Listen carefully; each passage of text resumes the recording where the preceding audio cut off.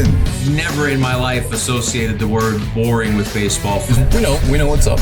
Me? Yeah. Famous? Yeah. And I'm like giddy over there smiling like, we're about to win this shit. Did everyone give you crap? Give me a good host story. I'm not picking it up. We both love the game. We talk about it every day. Getting on baseball. Having some popcorn, you're fooling around your phone. I'd have to wait in line for 3 hours. Hang on, because it's about to be a wild ride.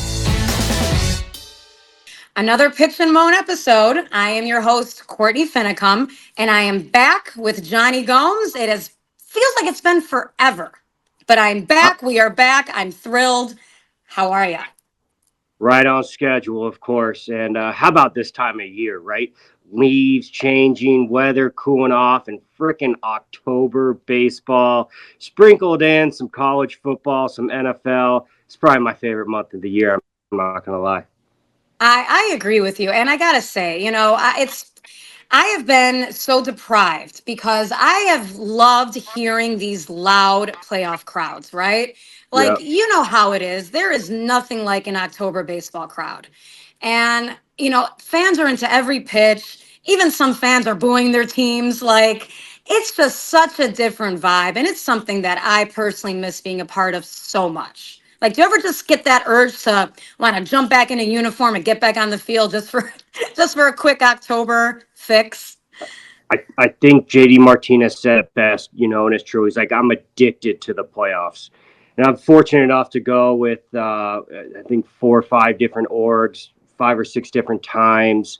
And it's the same rules. It's the same field, but it is just day and night different. The magnitude, the fans, there's not much else going on, midweek because it's all, football based. So all the media's there. It's swamped. You got new swag. You got new cleats. It's, man. And it's just wild to think that 162 games is literally just an appetizer of the next 12. It's wild. I love playoff baseball. You literally said it perfectly. We get through this grind it's literally a 6-month grind, It's really starting in February. So it's longer than 6 months. Yep. And to get to this moment and these moments that have already happened, and we're really just a 1 week in to the playoffs. And there's already been so much drama, so much chaos, and just, it makes you realize, even if you're a fan of a team that fell completely short of the playoffs like I am, my love for the game is still there. That has not gone away. I am literally on my couch every single game, have not missed a pitch. And I just realized this is a unique game because it's a 6-month grind, but come October, the calendar flips and we're right back locked in. It's just crazy how that works. Yeah, and I tell you what, when people ask, do I miss playing? Of course I do, but the grind, older. But what I really miss is, the chess match of the game, right? I really miss, the high baseball IQ, the tipping of pitches, the scouting reports. And that is literally what October baseball is. That's it. I think the regular season, it's talent versus talent, and baseball IQ stands out. Yep. But once you get to the playoffs, literally everyone's good. Whether it's a Cinderella or close to, what the Yankees and Dodgers are running out there, but everyone's good. It's no longer talent on talent. It's who's more prepared and who pays attention to details and who doesn't crumble, right? It's not just talent anymore. Talent's 7th on the list of how to win in the postseason. So I just love locking into all these games. And you make a really good point, too, because we saw 2 big implosions already from 2 very talented closers, Josh Hader and Williams in Milwaukee. And we know these guys are constantly locked in 162 games a year. Milwaukee, they did not give up a 9th inning home run since July. And there they are completely blowing the game to the Mets in the 9th inning when that game was played perfectly. Murphy had every guy locked in perfectly, right pitchers up, situational hitting. 9th inning comes, you think, okay, Milwaukee's moving on. We're great. Here comes the implosion. It's and we know what these guys are capable of. We know what Josh Hader's capable of. but really it separates you in October. Who doesn't crumble and who can stand the pressure, because that is a pressurized game, right? I mean, that. And then you got last night, you got Diaz in New York coming to get 7 outs, right? 7 outs. You got the closer running in there, in the 7th inning with 2 outs, and he got that one. But is that a lot to be asked for? And I'm kind of thinking, I'm like, this dude's under contract. He's not going to free agency. He's a Met. He's dialed in. He's the highest paid. Like, yeah, you should, go get 7. But you've never done it. You haven't done it like all year. And it's wild to see things that pan out in the postseason that might make sense right now, but you haven't done it all year. So that's which is really, interesting to pay attention to in October baseball. And it is. And the Mets also did something interesting too, where it was like, oh, that's a little bit of a risky move, starting Senga, in the first game against the Phils. And it's like, this guy hasn't pitched, really, he's pitched 5 innings all year. And you're asking him to come in, even if it's just for an inning or two, you're asking him to come in against a very tough Phillies team, just getting off an injury, only pitched 5.1 innings all year. And to kind of step up like that, it's like, oof, but that's what makes it fun. We can then question at the end. If it doesn't work out, oh my goodness, what a mistake. If it does work out, Mendoza's a genius. That is the fun of this time of year. Yeah, and then even on the Philly side too, third base is like a staple, right? Like the third base world champs are always like dudes, right? So them to sit like Alec Bum yesterday for Sosa, like what's going to happen? He's struggling. We got to win. And it's interesting to see the managers play like a game 2 is a must win. And I guess if you're behind 0-1, it is a must win. But yeah, I mean, you're already moving lineups. You're doing this, you're doing that. We got closers going for 7 outs. It's really exciting to watch. It is. And honestly, I think it's only going to get better, because now that really both these teams, the Phillies, the Mets, Dodgers, Padres are now even, right? 1-1. Yep. So I think it's only going to get better. And since you have played in some postseason games, certainly, and you've won 1 or 2 World Series rings here and there, I mean, how would you get prepared for these types of games? The quote unquote must win games. How would you get prepared as a player for those? I'm telling you, it's down to preparation. It really is. It's down to studying the answers to the test before the test. Right? During the season, the test is just mano-a-mano going against a guy. I mean, there is so much data that is on the table right now. There is so much previous data. There's advanced data. There's expected data. There's just so much. But it's how you regurgitate some of this data, and some of this data is real, right? Like, was Williams tipping his pitches, right? I don't know. I don't know. They're not going to tell. But it sure looked like it the way they're taking pitches. And that's not the first time this is going to happen. Right. You're going to see it on stolen bases. You're going to see it on picks. If you remember in Game 4 of the 13 World Series a long time ago, I get it. But Koji Iwahara picked off Colton Wong at first base to end the game. Well, that was Koji Iwahara's first pickoff of the whole year. See? So you can't really get on Colton Wong for getting a big lead because he's never done it. That's right. What are you going to see in the playoffs, and how these teams regurgitate the data, and how the coaches get it to the players, and is it too much? And we'll just see who crumbles and who doesn't. And the word clutch wouldn't come up without the playoffs. That is a perfect way to put it. And, we are in for a treat, because baseball's got to be just thrilled.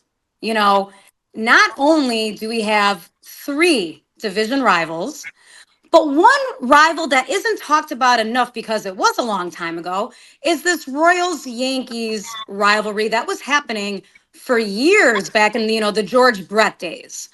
I feel like every series has great storylines, and that's rare. Not to certainly pile on to teams last year, but the Texas Rangers and the Arizona Diamondbacks, as much as I enjoyed it because it was different, there wasn't really any kind of true depth to that. Now we have a lot of depth, and I think we're seeing it. We saw it at the Padres-Dodgers Game 2. We saw a heated battle between not just the teams, but the fans and the players. Now, again, you've played all over the place. Do you have any stories of fans throwing things at you, yelling things at you? There's got to be a time in your career where that's happened, right? Yeah, absolutely. From Jump Street, I mean, you go right to Philly, right? Especially Philly is tough, man.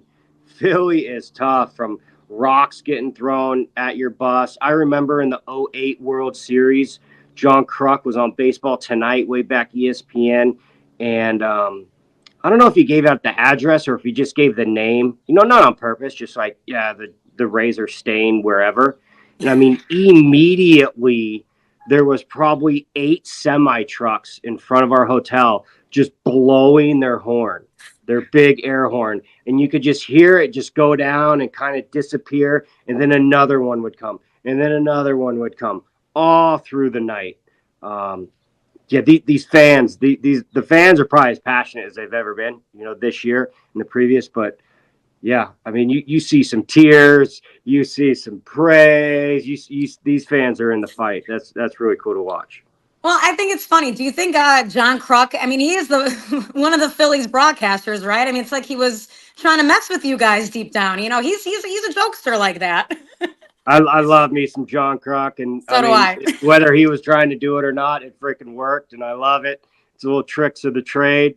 But yeah, it was wild. I mean, just going to bed like not bent out of shape, but just like, wow, this playoff and World Series is a monster. I mean, these guys are literally dedicating their nights to honking their horn in front of our hotel. It's beautiful. I love the passion. And you are the kind of player and the kind of guy that would like that, right? Yeah. Like Yeah. you're like, I weirdly respect this, Like, Yeah. They're in the fight, man. They're in the fight. Without the fans, we're nothing. That's it. And people got to remember that too. Obviously it's not cool to throw things at the players on the field. Has that anything like that ever happened to you when you've been playing in the outfield? I tell you, not much here, but if you want to check into Winter Ball down in Mexico, they beat by a different drum down there, if you will. And it's not far-fetched to have just a Corona bottle thrown at you or a Dos Equis can thrown at you. I was in, I want to say Navajoa, and I was playing center field, and something gets thrown. I look down to the right of my foot, and there was like a wick. I could tell there's a wick like on fire going. Jeez. In mid pitch, I literally like dove to cover my head, and it was like an M80. It was all boom, and everyone like looks behind. All the outfield or the infielders look, and the umpire looks, and then just right back to work. Here we go, no big deal. And I ended up scooting up like 40 feet. I finished the inning playing second base, basically. And every time I'd look back, they were laughing at me. And yeah, again, they beat to a different drum down there in Mexico, and it was a lot of fun to play there. Yeah, and you hear that story, and it's like, well, maybe I wouldn't mind if someone threw a baseball at me from the outfield.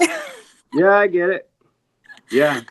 I mean, that is a hell of a story. And the fact that they just continue to play on through that, they gave a rat's ass. They gave a rat's ass that like they're throwing fireworks at me. Get back out there. Yeah.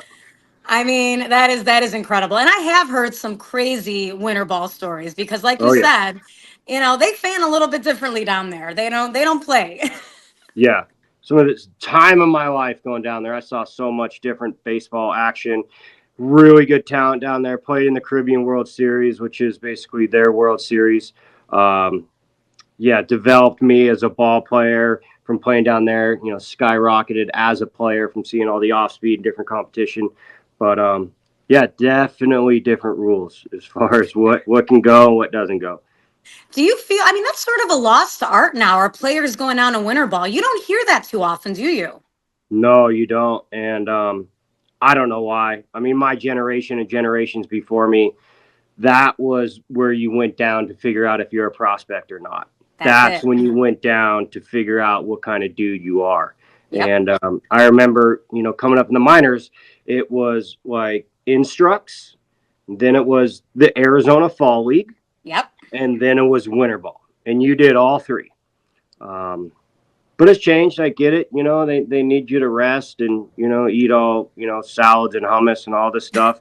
But I was down there choking down tacos, hitting sliders and curveballs like, you know, like I had to get back to the big leagues. And That's right. I'd recommend it to any young player. Yeah, I've the only guy I have heard recently that has talked about winter ball, and I went, oh my goodness, winter ball, that's right. That was such a thing, you know, 15, 20 years ago, Yohan Moncada. So Yeah. you know, and he's someone that can certainly benefit from that. So I agree. I feel like it's a lost art, and, you know, I like that you call that out because it is not something you hear about too often anymore. Well, I tell you, you go down there and you watch on the Dominican, you'll see Fernando Tatis and Acuna Jr. That's and right. what they're doing. I'd want to do what they're doing. You said it. That's exactly correct. So moving back to the playoffs a little bit, I want to get your predictions on these series because every series is so close. It's such good baseball being played. You know, who are some of the teams that you can see advancing to the championship round? So I tell you, you kind of can like focus on like themes. Like every year there's like a theme and you can't predict it. And you'll see some years there's a lot of walk-offs. You'll see some years where the starting pitching dominates. You'll see when the bottom of the lineup, I mean, I can go way back to like an Adam Kennedy hitting 3 home runs. You see the bottom of the lineup are these unexpected guys. But this year, what I see the trend is the bullpen. Agreed. I really see the bullpen. And like, are we late to the party a little bit? Because that's all that got moved in the trade deadline. That's right. We The talked trade about that. deadline was a whole bullpen overhaul. And you know, what's Soto going to do? I love it. What's Judge going to do? I love it. What's Ohtani going to do? I love it. But it's going to come down to the bullpen, I think, for these ball clubs. And I think it's the best weapon. I think it's the best weapon going forward. And who we've only seen one game right now, but who has a 1 next to basically every single bullpen stat, and that's the Cleveland Guardians. I got that right. Got that right. And number 2, you know, is probably San Diego.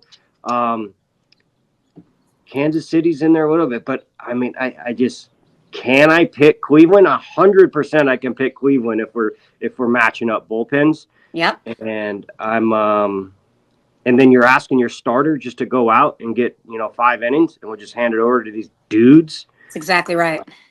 Yeah, so don't sleep on Cleveland, man. Don't sleep on Cleveland. And also don't sleep on Scooble, who's going against them. But he's going to have to come out at some point in the game, and I think it's going to come down to the bullpens for all these series. I could not agree more with you. I have literally had this conversation many times, and we've also talked about this too on previous podcasts. You know, the Guardians have a little bit of a lead, and you give. It's over. It's over. It's completely over. And you had something similar to that in Kansas City. Yes. We've talked about this before. You had that 3-headed monster out in Kansas City. Yeah. And that made a huge difference to their success. Yeah. As much as the game has changed, I still am a believer in good pitching and good defense. Yeah. You know, it's always exciting to smash the hell out of the ball, but if you can't catch it and you can't pitch it, you're going to struggle. Yep. And I feel a team like the Guardians have that down to a science. Yeah. And good for Stephen Vogt to, you know, literally get married into the situation of a team that is so set up to win. And he's done a hell of a job as well. Yeah. And a good bullpen is, you would think it's hard to or easy to manage, but it is hard to manage. It is, right? Because, you know, you don't want to take any of these guys out during the inning because these guys are inning guys. They're not like matchup guys. Exactly. But you're going to have to pass the torch at some time, you know, when to bring the closer in, you know, when to not bring. Do you bring them in for 7? Do you bring them in for 4? Do you just stick for 3? Again, we haven't seen extra innings yet, but when we do, there's not going to be a runner on second, which means you can get all the way up into that 15, 16, 17 inning, which we saw a while ago in Washington Giants, that series. But, yeah, it's weird. I think it's going to come down to the best bullpen is who's going to advance and hopefully host that trophy up. I agree with you. Now, I have moving forward, I have quietly predicted an upset. We have not discussed it, you and I, but I am secretly hoping for a Royals upset over the Yankees. Yeah. I don't like that Yankee fans are thinking this is an easy team to beat. The Royals lost 106 games last year, have fought tooth and nail to get into the playoffs. I think that would be a wonderful upset if they can knock out the quote unquote evil empire and get some Central Division love in the playoffs the rest of the way. I would love that. We are guaranteed a Central Division team in the championship round. I think that's awesome. Yeah, I was talking about that the other day, and I was really pumping up Detroit. I was really pumping up Kansas City, and really pumping up Cleveland. And someone hit me with like, of course they're good. They had to play the White Sox all year. No, I think they're still good. Correct. They're still good. Right? They're like, yeah, of course there's 3 Central teams. They all, beat up on the White Sox. Well, they had to play freaking a bunch of other teams, too. Exactly. But, yeah, I'm not buying that. But I tell you what, that it's not far fetched. But Bobby Witt is him. Like that dude is a dude. It's really hard in baseball. You talk about it really in basketball, like of a guy taking over a game. Yeah. And I've seen it happen. I think the first time I really saw it happen was with Mike Trout, right? You only get up every 1 out of 9 times, right? You're up every third inning. You don't get every ball. You might get like no balls in the outfield or shortstop. You're obviously get more. It's really hard to take over a game individually in baseball. But this dude is it, right? I mean, he affects like 2 batters ahead of him, 1 batter behind him. I mean, he's diving, he's turning 2, he's a threat on the base. You walk him, he's on third 3 pitches later. Exactly. Yeah, he's that dude. And then, Soto and Judge, right? All this stuff. But they can't really take over, right? Because they're not doing much on the bases. Yep. But, yeah. And then Salvi Perez, decorated dude back there behind home plate. I mean, he's still doing it. Like, he is, and he's a leader on the field, too. Like, everyone talks about catchers being, natural leaders on the field, but he really is. And, it's very cool to see him still being so prevalent on that team. Another guy that I was a big fan of this signing for the Royals in case they somehow got into the playoffs, and that's Michael Wacha. Yeah. He has that veteran presence that team needed. And of course, it's paid off. Like, the Royals tweak their team nicely in the offseason. And that's how you go from losing 106 to now being in the playoffs. You got to supplement with some good, smart free agent signings, and they did exactly that. Yeah, it's so funny. Baseball is obviously like a copycat league. So would it be known that's really hard, to go, worst to first. I was on a team with Tampa that did it, a team with the Red Sox that did it, a team with Cincy to do it. But it's a really hard model, to mirror is, we lost 106. So did the Royals, and they went to the playoffs. Like, no. It takes a lot to fall into place. Yep. And their player development, too, right? Starts down there in the minor leagues. Like, these dudes came up ready to rock. Yep. Yeah. I feel like even if the Royals don't advance, they're on a good path. They're on a good path. Yeah. Good managerial hire as well. He's done a great job over there. I'm excited for all the rest of these series. Again, I think we're in for a wild ride. I want some game 5s though. We got to get some game 5s. I think game 5s are a guarantee. I do. And my gosh, the magic that's going to happen there. And, so I love the game 5, game 7 home run, big hit. But when you're the baseball dude, like there's a guy on the mound too, that just is going to wear it, all off season too. So the highs and the lows are just so magnified this time of year. Yeah. I mean, like, how is Williams and Hader feeling right now, sitting at home? Yeah. I mean, that's gotta be, and people, fans are so quick to think that players don't care. Yeah. Damn well that they care. They're going to wear that all year, like you said. Yeah. Yeah. Don't feel sorry for them. They're going home to a big ass mansion, but it's tough. They still care. Yeah, absolutely. Yeah. Well, one thing that, we always get on this podcast and we have to pitch and moan about something. And we've done this before, but we got to continue to do it because it keeps rearing its ugly head, has been the issue with the umpires. It's one thing to make minimal mistakes with balls and strikes. You still shouldn't these days. But when these umpires are messing up the actual review, what are we doing here? And not to mention, this is now the playoffs. These types of mistakes and mishaps cannot be happening. Yep. And furthermore, we've said this before and I will say it again, these umps are wearing microphones for a reason. So if they're going to overturn a play or not overturn a play, that needs to be explained to the fans and everybody watching. Yes or Yep. no? Yeah, absolutely. And I mean, it's so hard. It's like, it's beating this drum over and over and over.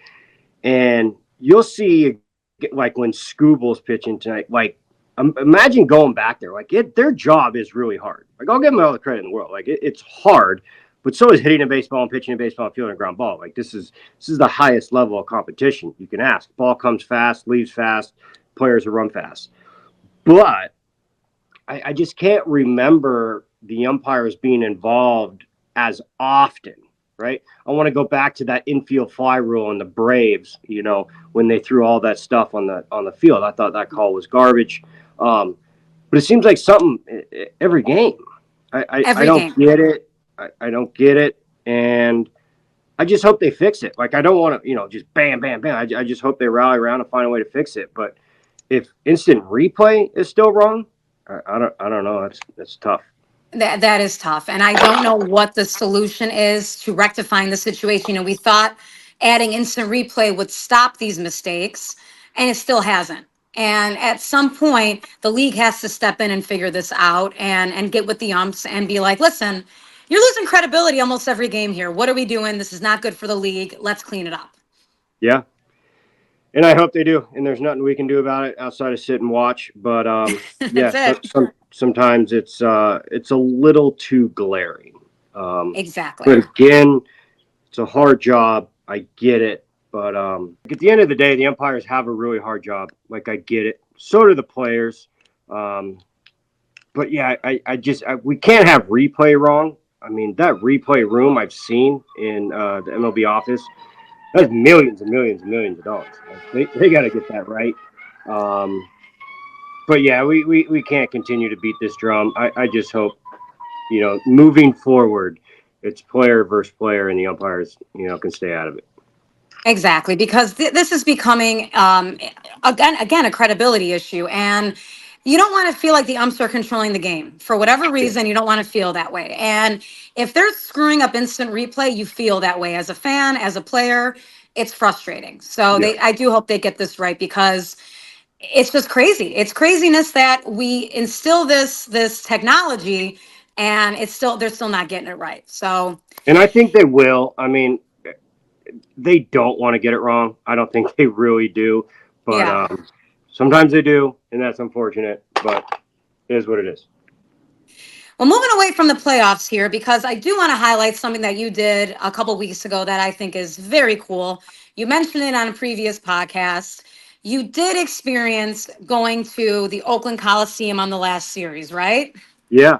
We went, myself, and I think we had a group of about 12 to 15. Man, just like when we were in high school, just like when we were in junior college. Went to the Coliseum, backed up the truck, pulled out the barbecue.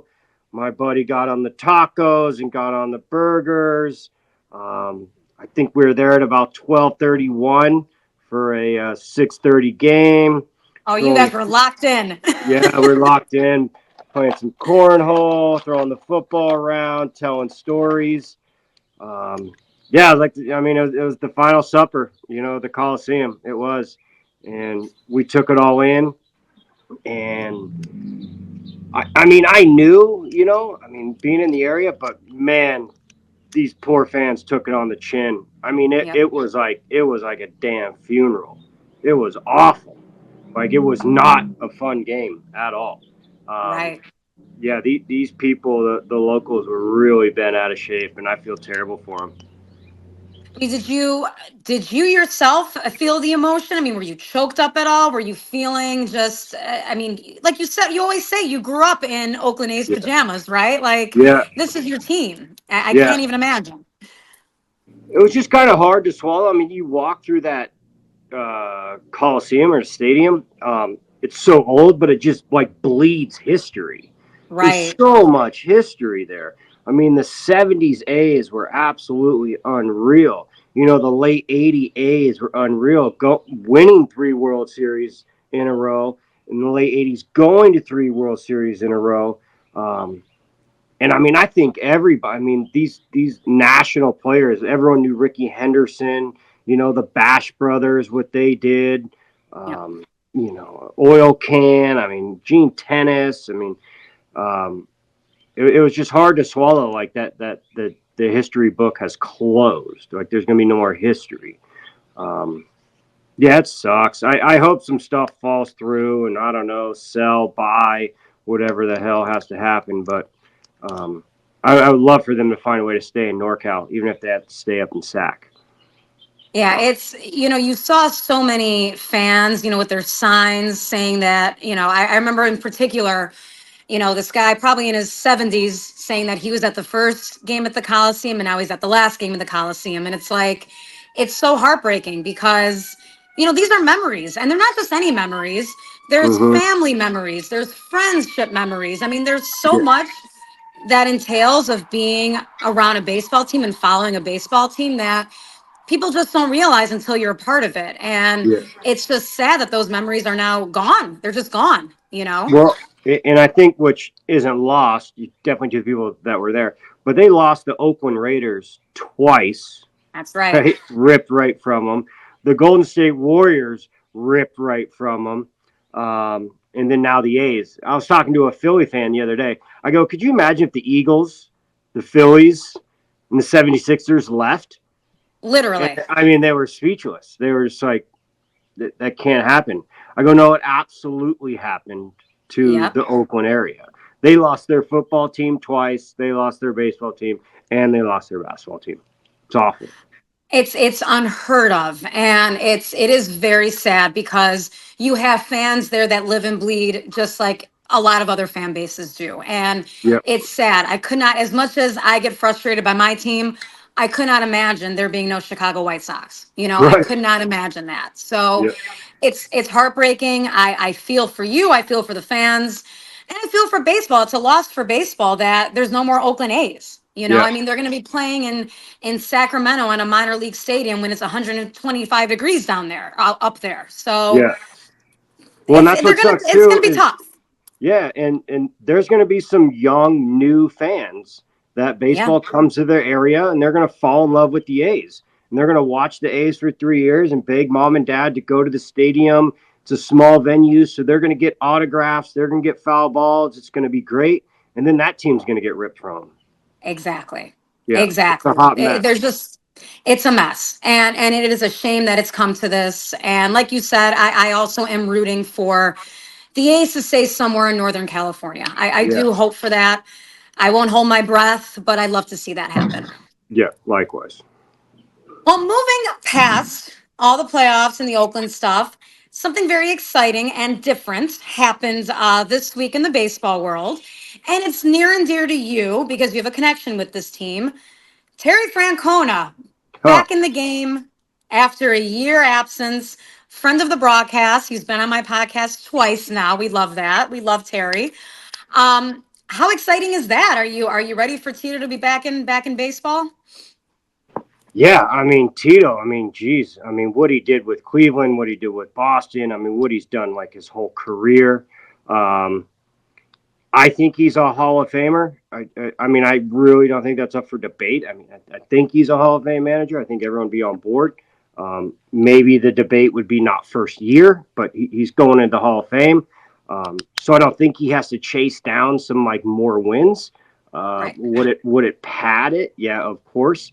But I think he's in a good situation. I do. And I think the Cubs are going to pay attention to it. I think Pittsburgh can pay attention to it because as it sits before the free agent market, that division's wide open. Wide open. Wide open. Granted, Milwaukee, they did it, but I still think it's wide open. So we'll see if they give them a little bit of help. They got some pieces. They really do. They got hit by the injury bug. Ellie De La Cruz is that guy. And they got these young pitching coming up. So he's getting the keys to a pretty good, team with some help on the way. We'll see how they do in free agency. But that guy's just he's a baseball rat, huh? He took 1 year off and was like, that's plenty. I mean, he literally said, "Yeah, I'm just going to take 1 year off, get my health together, and then get right back in the game." I mean, it is incredible, and I think it's wonderful. I do think baseball is better when Tito's in the game. I really do think that, and kind of what you said too. I think that he is getting an exciting Reds team. I feel the Reds are almost in the position of the Detroit Tigers, where everyone was kind of waiting for this team to turn the corner. The Tigers finally officially did it this year for the most part. And now I feel like the Reds could be that team. The Reds have been teetering on. Are we good? Are we bad? Are we in between? Like you said, they've had some injury bugs. And Tito's the perfect guy that can put them over the hump, I feel. Yeah, I mean, what a great marriage, right? With Tito, who's just an absolute baseball rat, baseball junkie, to go to the oldest baseball city in all of the United States, the oldest franchise. That's pretty exciting. I'm sure that area, R.I.P. Pete Rose, who just went down, that was tough on that place out there. But I'm sure everyone's really, really looking forward to Tito. Absolutely. I agree. And it being such a historical franchise, like you said, I think they're gonna embrace Terry as they should. And I'm excited to see how it all plays out. It'll be very interesting, like you said, with the Central. So it's another great talking point in the baseball world, that is for sure. That's right. Well, as always, great pitching and moaning. Yes. We will have to come back and talk about all of our predictions, if they've come true or not. Yeah. More of the excitement of October baseball, but it's always good to pitch and moan with you, Johnny. I loved it. Good action. We got a couple games today to go check out. So let's dive in. I'm excited. As always, I appreciate it. All right.